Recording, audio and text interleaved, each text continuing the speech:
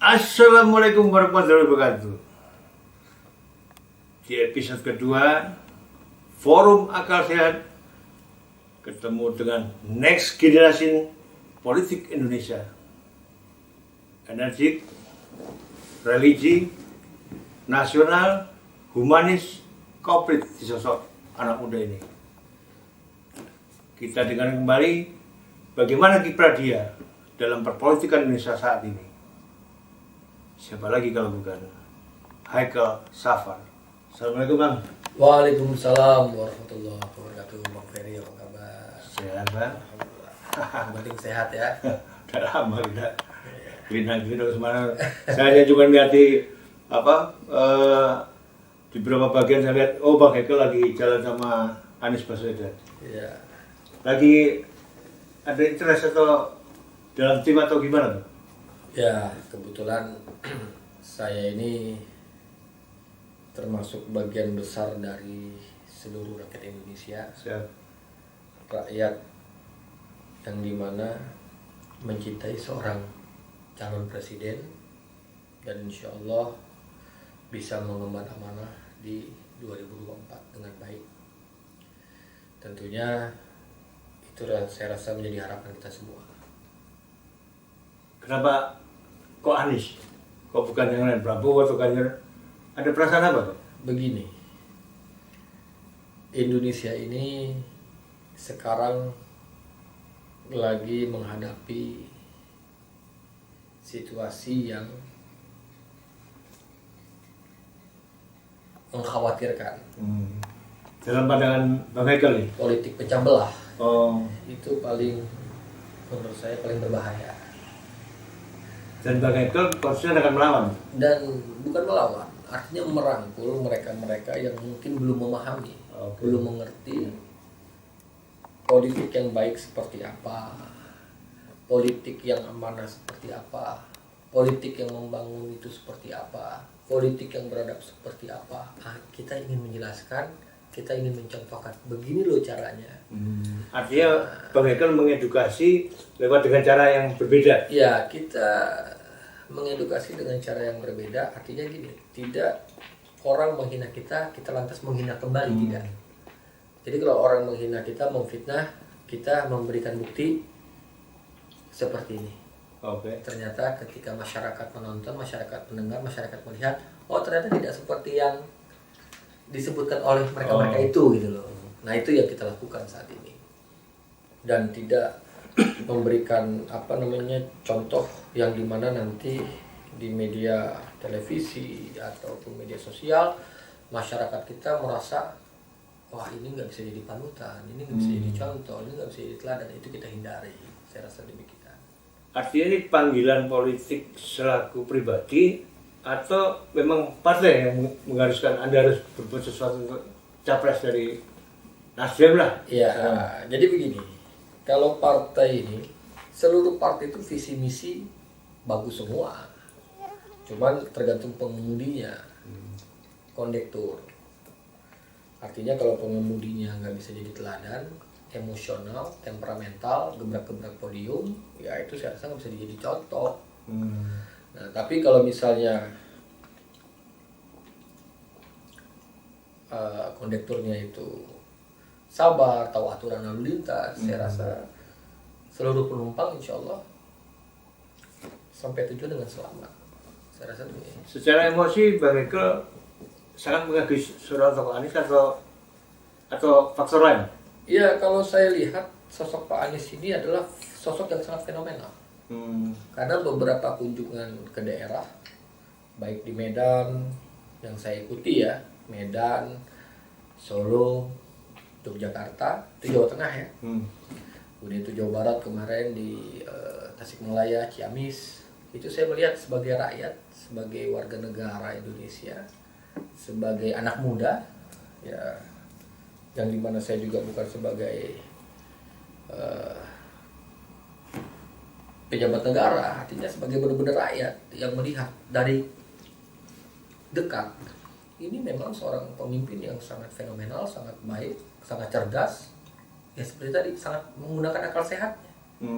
Jadinya wajar saja kalau rakyat Indonesia secara keseluruhan sangat simpatik dengan beliau. Ya, misalnya contoh dalam penggalangan massa.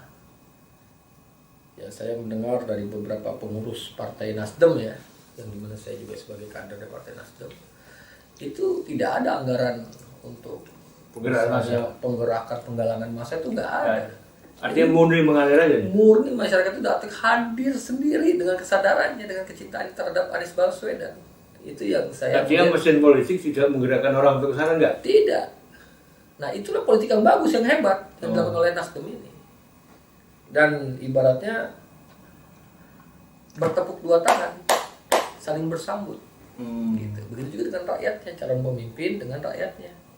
Rakyat dengan calon pemimpinnya. Calon pemimpin mencintai rakyatnya, rakyat sangat cinta dengan calon pemimpinnya. Ini yang perlu kita hadirkan di tengah masyarakat. Kalau saya perhatikan kan Bang Ekel ngikuti di beberapa tempat ya, Iya. artinya Medan segala macam itu. Di kala malam ada diskusi pendek nggak dengan Bang Anies? Apa yang dipikirkan? Oh ini bagus, ini programnya juga karena bahasa Anies kan jelas, ide dan gagasan kan itu. Ya, kalau untuk gagasan karya-karya yang sudah Pak Anies lakukan, mau dalam di tengah publik maupun diskusi secara internal, sama saja. Beliau itu nggak ada beda di depan, lain di belakang, nggak ada. Di depan, di belakang nggak sama aja begitu. Nah, tapi ada satu hal kelebihan lagi. Dalam diskusi secara internal, beliau tuh nggak pernah namanya menyudutkan orang, menggunjing orang. Dia menerima gagasan orang lain, Dia menerima gagasan, kalau itu baik, dia bilang baik. Gitu.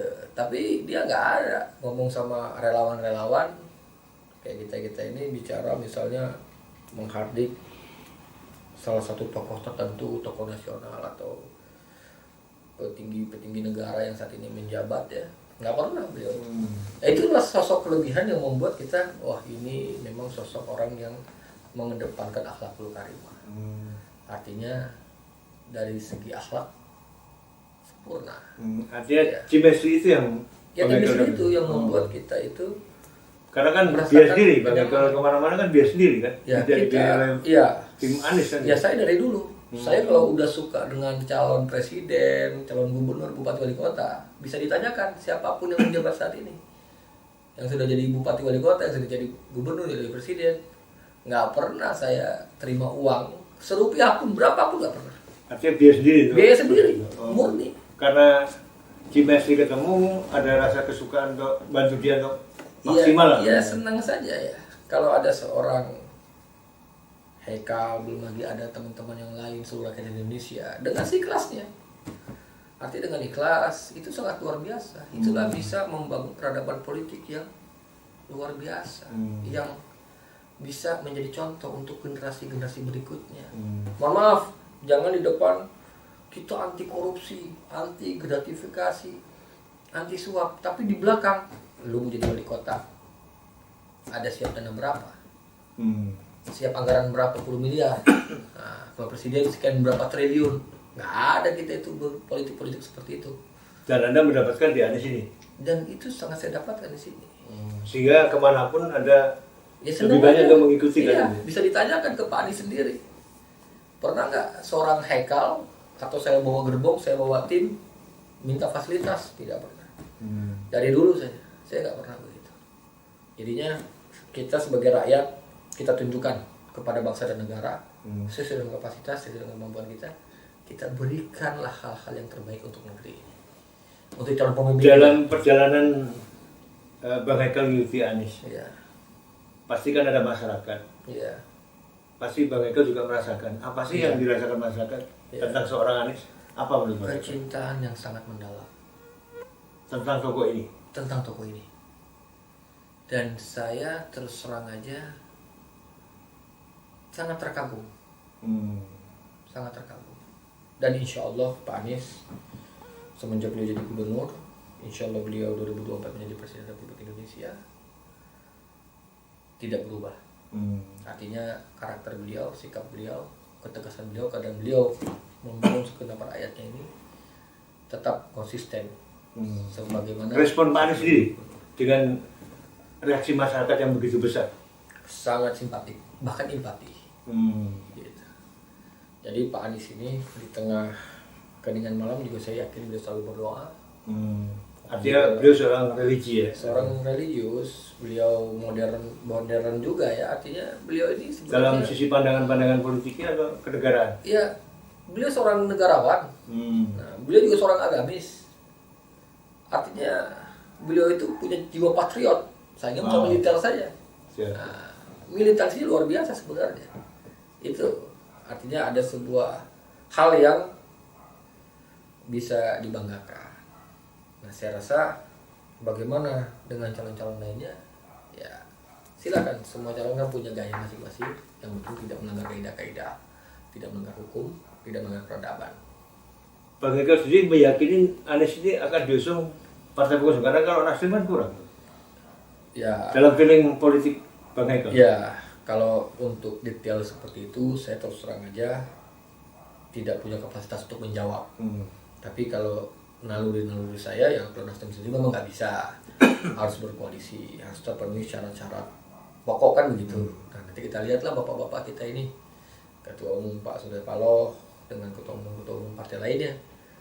Ya, lagi-lagi kita berharap Pak Anies dengan dukungan partai-partai politik atau beberapa partai politik bisa merealisasikan agenda-agenda yang sudah direncanakan untuk kedepannya. Kalau dia mati kan yang pasti Jakarta udah kantong lah. Iya. Kantong Pak Anies. Jawa Barat kemarin terbukti. Iya. Jogja kampung Anies. Ya, Artinya Banten itu juga kita. Solo juga bahkan ramai, sangat ramai di Solo itu. Yang menjadi pertanyaan besar itu kan dalam setiap pemilu atau pilpres terutama selalu barometernya Jawa Timur. Iya, Karena itu perhitungan di situ adalah penentu kemenangan capres siapapun kan gitu. iya. Masih ada kemungkinan Pak Anies akan dapat animo yang begitu besar seperti di Jogja. Menurut Pak Eko seperti apa? Di Jawa Timur juga saya lihat ini, insya Allah ya, saya sangat meyakini bakal membludak. Artinya akan kemudian sama dengan Ciamis, Tasik Iya. kemarin atau Jogja kemarin. Mungkin lebih menggelegar lagi tuh Jawa Timur. Dan Pak Eko akan datang ke sana. Insya Allah saya hadir. Insya Allah saya hadir. Karena kan Jawa itu lebih penting dibanding daerah lain karena Iya. jumlah pemilih besar kan gitu. Iya. Ya kan dengan komunitas yang begitu besar kan. Iya. Itu kan nggak gampang pasti. Nggak mudah. Tapi kalau saya lihat animo masyarakat Jawa Timur itu rasa-rasa kayak Budi Utomo zaman awal-awal kemerdekaan itu, semangatnya melawan penjajah. Dan Bang Eko meyakini itu ya. Sangat yakin saya. Area-area Surabaya itu luar biasa itu. Itu saya sangat bisa ngebayangkan bagaimana Budi Utomo Jawa Timur itu bisa lebih meriah daripada Budi Utomo yang sesungguhnya itu akan terjadi nanti di Jawa Timur. Dan Bang Eko pasti konsisten untuk artinya kalau memungkinkan mendampingi Bang Anies pasti mendampingi pasti ya. Ya saya senang aja mendampingi calon-calon pemimpin. Dan bagian dapat ribet atau jadwal lah kalau enggak. Ya alhamdulillah Oh, dapat jadwal. Kebetulan juga saya dulu ya punya chemistry juga dengan beliau. Kebetulan saya dulu kan sekjennya Pak Haji Eki Pitung. Oh, oke. Tapi itu ya. Wakil Ketua Umum Bamus Betawi dan beliau saat ini juga sangat concern membangun masyarakat Jakarta. Artinya ketika beliau gubernur, saya sekjennya kebetulan. Oh. Jadinya seiring sejalan ya dengan Bang Haji Pitung. Itu Brigadier Jakarta dulu. Saya kebetulan Dan itu sekjennya. akan digerakkan di situ semua. Itu digerakkan semua. Karena kalau saya perhatikan kan Bang Eko punya apa rekan, Iya. yang punya UMKM segala macam. Iya. Artinya itu akan digerakkan untuk Semua yang dimana saya beraktivitas. saya berlabuh di semua situ saya gerakkan. Hmm. Seperti jaringan relawan Indonesia Anies Baswedan, itu ketua umumnya Bang Haji Abdul Salim tuh. Nah, saya sekjennya juga di Jari ABW ya, saya sekjennya. Di Brigadier Jakarta Beraja, ketua umum Bang Haji itu saya sekjennya. Di Rekat Indonesia, ketua umumnya Haji Eka Gumilar, saya juga sekjennya. Jadinya ya saya senang. Tapi organisasi itu memang juga mendukung Anies. Ya misalnya Pasti kan begini, banyak orang pasti ada yang berbeda, Oh. kecuali yang Beraja Jari ABW itu memang loyalis Anies ya Pak Anies ya. Nah tapi terkait yang berbeda saya nggak ada masalah ya karena kan Itu pilihan-pilihan lah. ya demokrasi kan itu indah.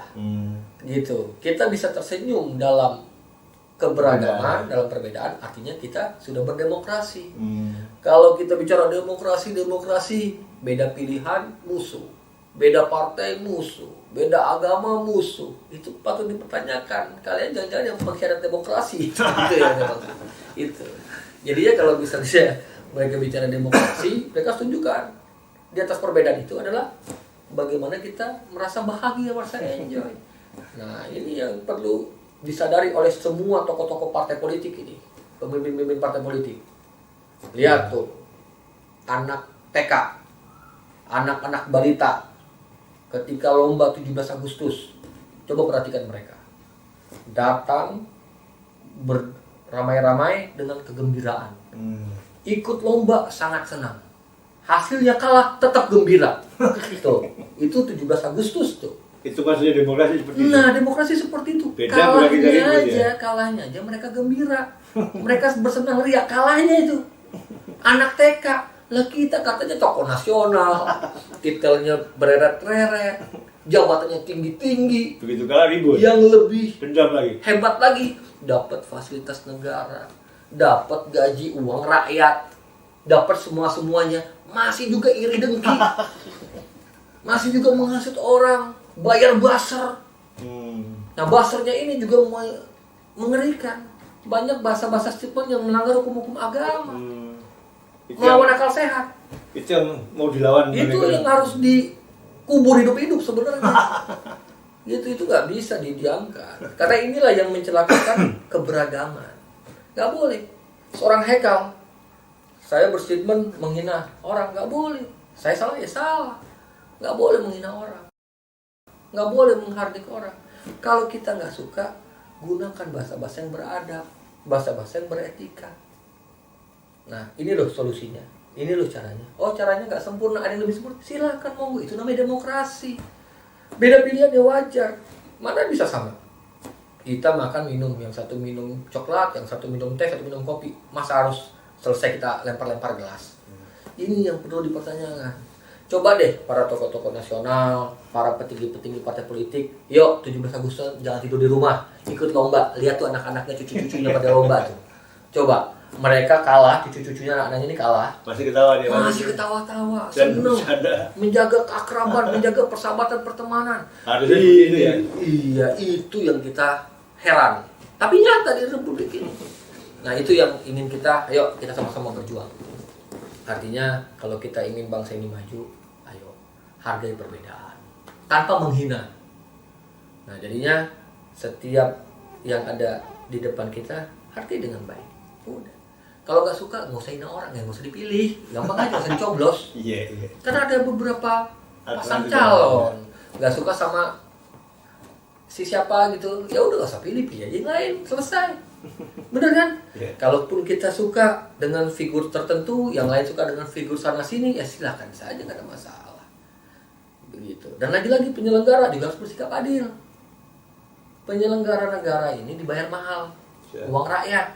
Kalau Anda pada curang, artinya KPU Bawaslu-nya. iya, KPU itu harus jujur. Termasuk presiden harus sebagai adil. wasit kan? Iya, harus. Oke. Harus jujur.